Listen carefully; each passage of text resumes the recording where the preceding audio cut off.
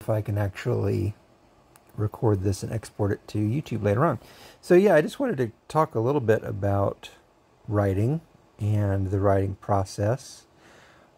Today I talked earlier about how I've been kind of going where the mood carries me. I'm a mood reader, and I'm also kind of a mood writer. And I guess the drawback to being a mood writer, and it's kind of also the drawback to being a mood reader, is it takes me a little longer to get through things. On the flip side of that, I do tend to have a broader spectrum of things written. So unless I have a deadline, like if I'm writing for an anthology and I have to turn something in on a specific date, or if I'm writing something for my Patreon and I want to get something to my readers there, I'm a little, it'll get written when it gets written. That's kind of my attitude. Now I do have a goal, obviously, of this year of writing 2 novels, and I still intend for that to happen.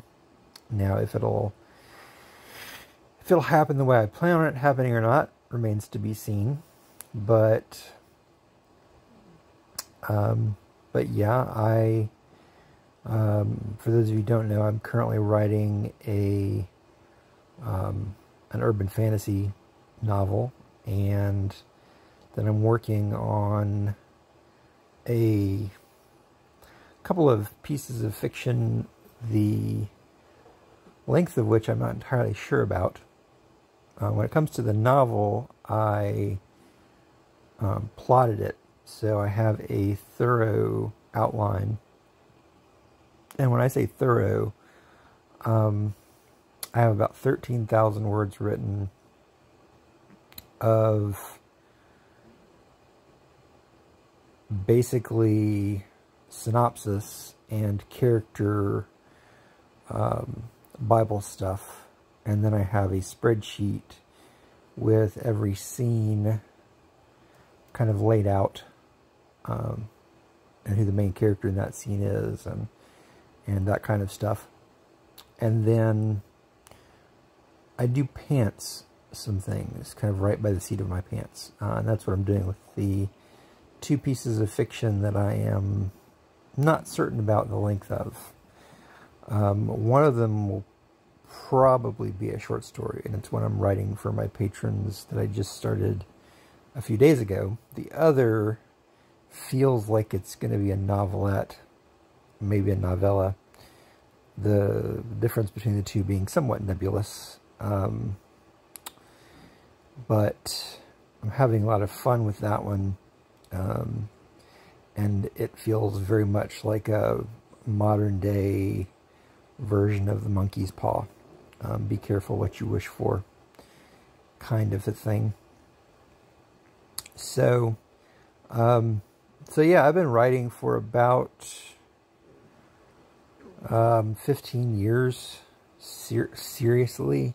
I've always been a storyteller, and I've been a publisher in that I was part of a team who put out a science fiction and fantasy magazine for about 2 years. And I've self-published not only my own works, but also a couple of anthologies of other people's short stories. So I know a fair amount about the publishing process, the writing process,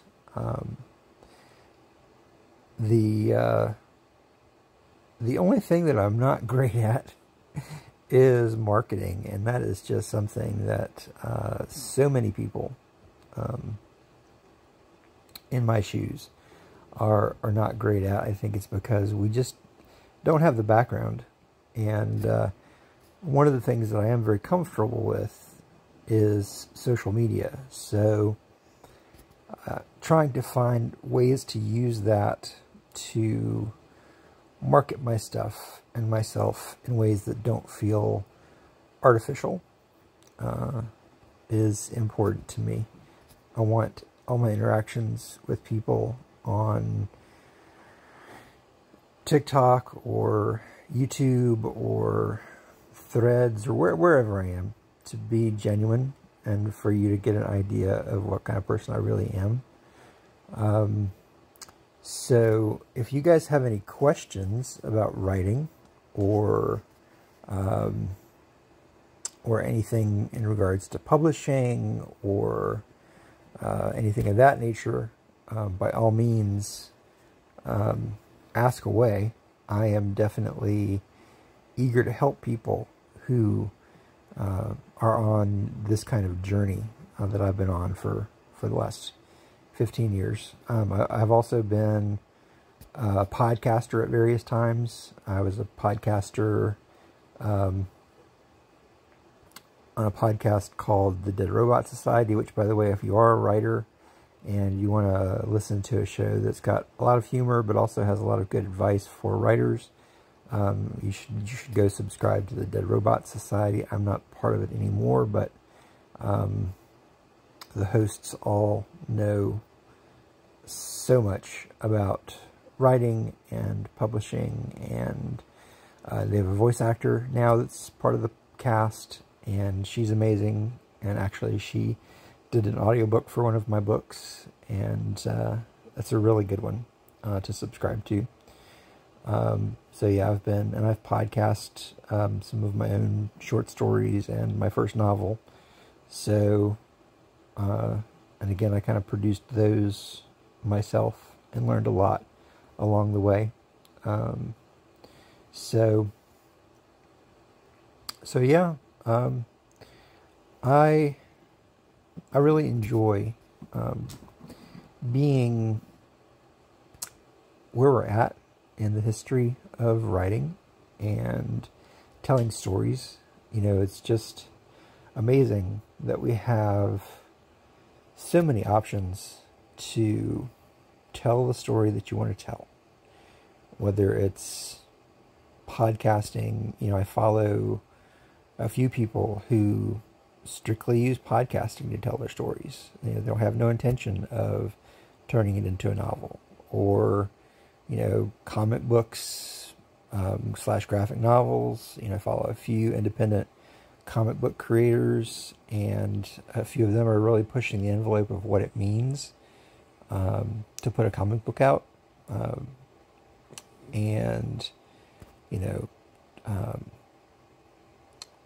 independent publishing, ebooks and print books, and, you know, we've got people that are making these beautiful hardback books and print books that include artwork and ads, and, you know, that are related to the story that they're telling and things of that nature. So they're really kind of multimedia experiences.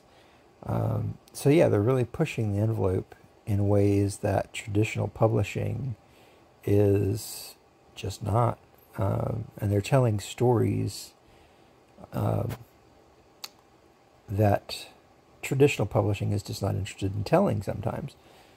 Yes, you've got writers who are telling a lot of the same kinds of stories that you'll see in traditional publishing, and the reason that they're self-publishing is because they want more control over the process, and they want to perhaps do speed releases, or they want to have a larger portion of the royalties, or the reasons can be multifarious. But some people just want to write stories that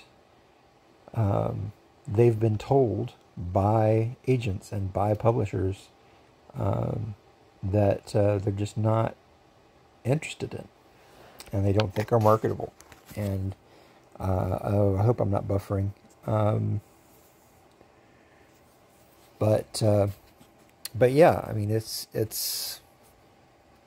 nice to have the option to, if you got that answer from agents or from publishers, so go, you know what, I believe in my story, I believe in what I've created, and take that and run with it.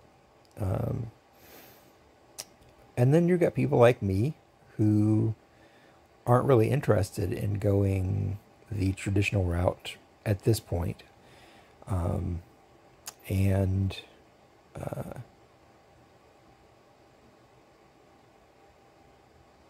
I'm sorry that you're having issues with red and blue spinning dots. I am going to post this on YouTube, so hopefully you can see it there. But yeah, like, it's hard for me to produce to a schedule, which is something that publishers do expect.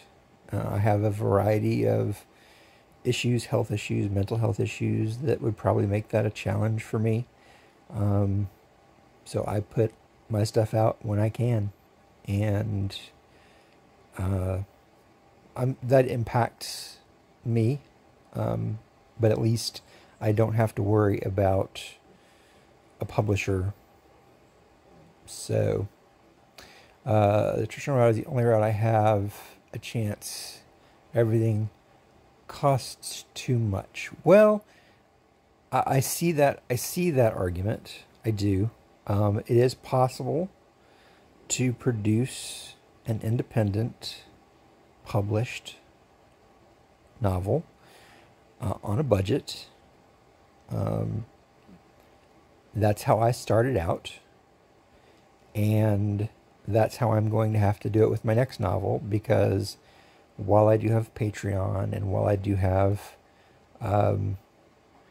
other streams of income that I'm building, I don't have the budget that I had for my last self-published book, because I had more of a following at that point. This was about 5 years ago. I had the following and the funds to do things like Kickstarters and things like that. I don't have that right now. I'm building back to that. So my next project is going to have to be on as tight a budget as I can make it. So I'm going to have to use the tools that I have access to. And it may not be professionally edited, and it may not be professionally designed. And that's not the ideal choice. That is not the way I'd love to do it.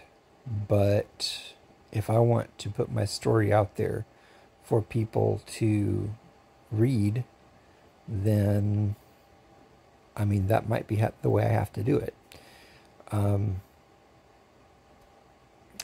The good news is there are ways to do those things on a budget and still have good results.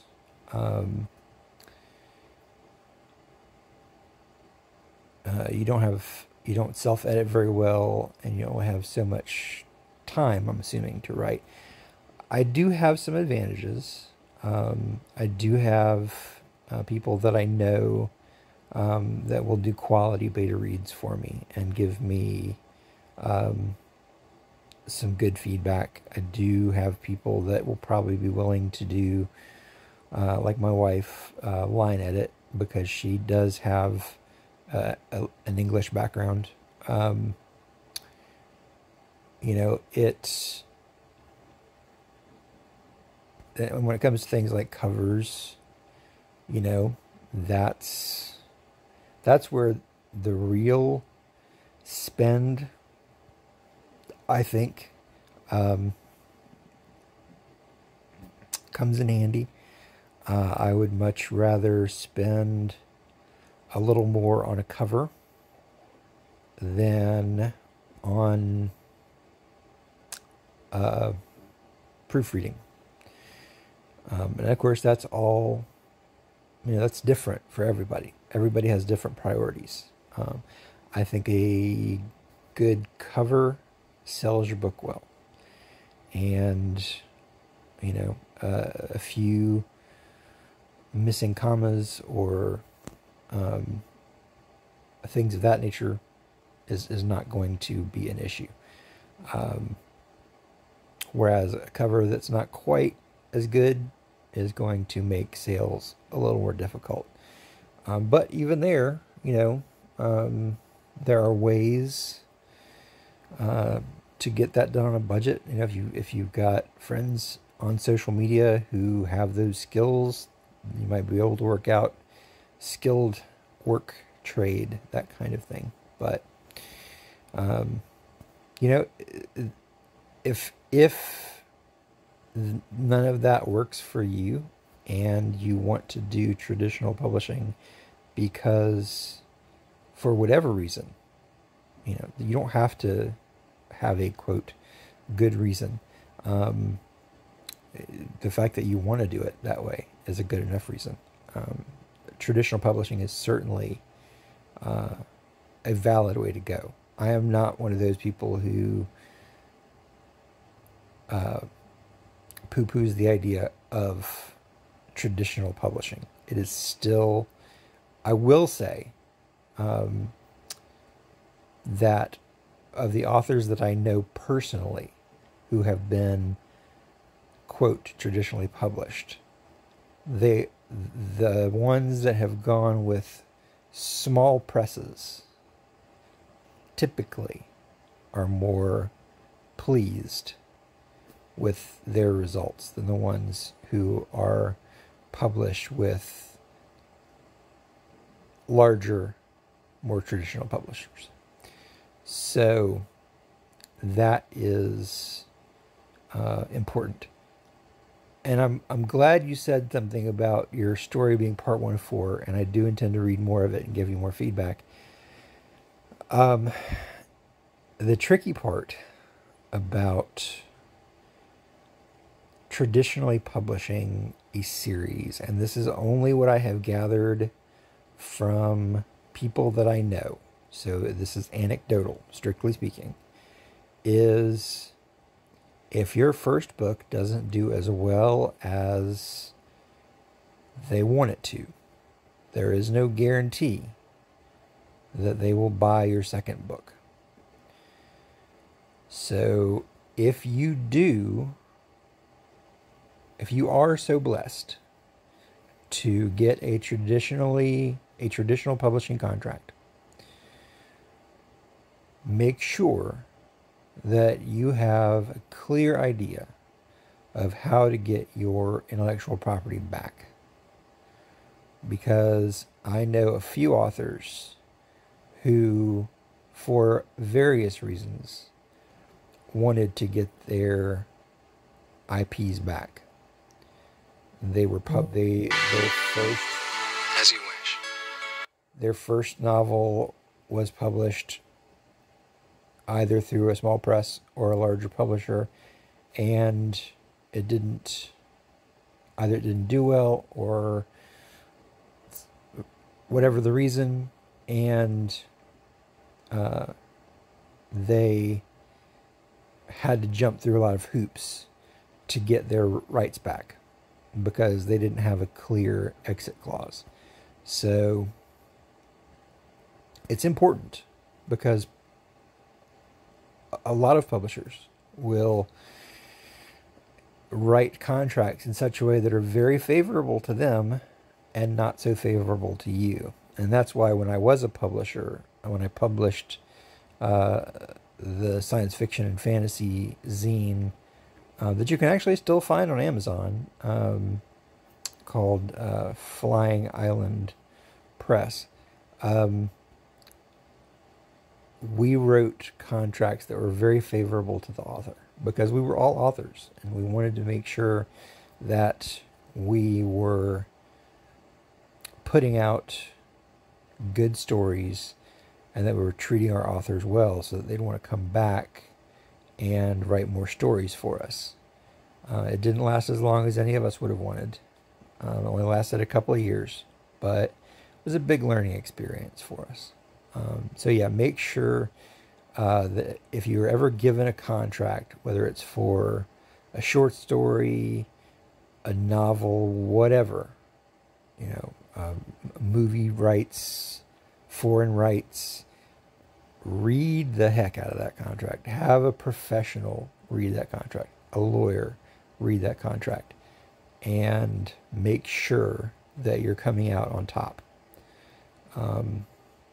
Because, man, I know a lot of people, not personally, but I know a lot of people, I've heard of a lot of people getting burned by bad contracts. And there used to be a site that may still be up there somewhere out there on the internet called Predators and Editors, and it was a good list of publishers to avoid because of predatory practices. And it was also a good resource because it would tell you things to look out for. But yeah, none of this is to dissuade anybody from traditional publishing, but this is just all things to be aware of, good business things to be aware of. And speaking of contracts, even if you go an independent route, it doesn't matter if the person is a good friend or not, stranger that you met on Fiverr, whatever. Have some kind of written agreement on the statement of work that you're going to get from them.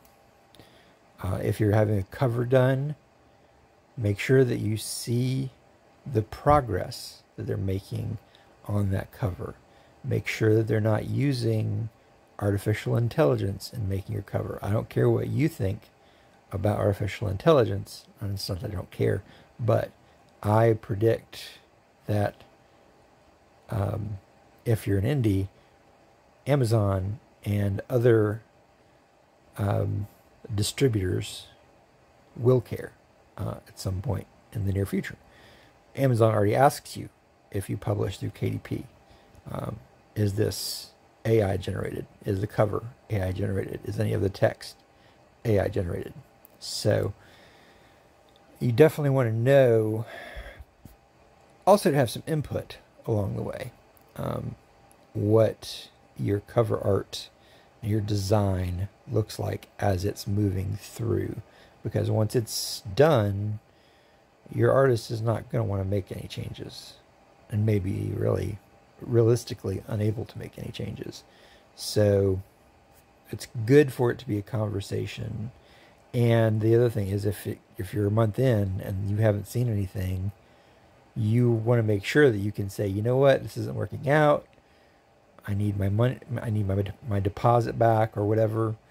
You need to have an agreement in place to make sure that you can get your money back.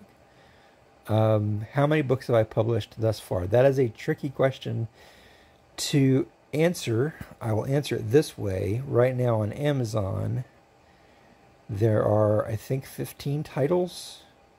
If you go to Goodreads, there are 36 titles. Now, it is important to know that on the Goodreads listing, that includes all of the things that I was listed as a publisher on. And it also includes all of the anthologies that I have one short story on, or in, rather. And all of the things on my author page are mostly things that I have either a short story on or in, or a possibly a collection of short stories. So novels, 3, books, including short story collections, novellas, things of that nature, around 15. And there's probably about 5 or 6 short stories / novellas that I pulled a few years ago because they just weren't showcasing my talent at that point. So those are where some of that 36 comes from. So yeah, basically of the stuff you can buy, about 15. And some of those are, I have one short story in, like a couple of anthologies are included in that number. So I hope that answers that question. I am going to cut this short because my wife is trying to get in touch with me. And so I'm going to post this whole thing on my YouTube, which you can find a link in my link tree to that, or also on my bio. And yeah, thanks everybody for showing up. Sorry this is kind of on the short side, but yeah, have a good night.